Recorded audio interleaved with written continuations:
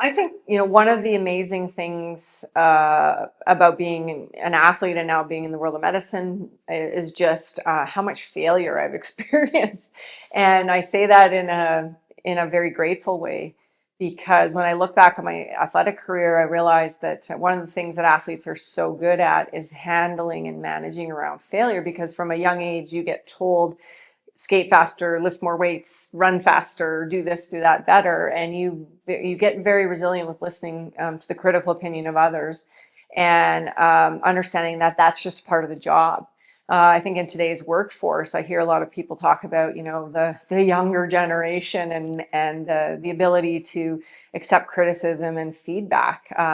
When I went into medical school, I mean, my first 3 years, you get nothing but critical feedback, because you know nothing and you can't do anything, and so you're constantly getting corrected and reminded every day of the things you need to do better or more of. And if you let that pile on, it will bury you. And I did see some students that I was with that had a really hard time with that.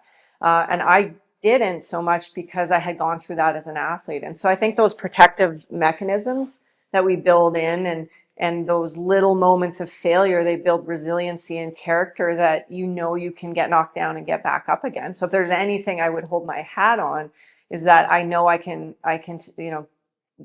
accept failure and get back up and do it all over again. It doesn't define who I am. We lost the first Olympics that I competed in was the '98 Olympics in Nagano. And I thought we were going to win a gold medal, but I was stood on the blue line at the end, staring at the Americans with the gold medal and us with the silver. And it was a hard lesson to learn about perspective and overcoming failure. And one of my coaches at the time, he gave me a quote, and it said, "A gold medal is a wonderful thing, but if you're not enough without it, you'll never be enough with it." And so I've kept that piece of paper in my wallet for 20 years since. And it's a reminder that, we're not what we do. We're much more than what we do, and it's not what defines us. So I've learned those lessons the hard way over many years. But I think failure is just as important as success if you use it properly.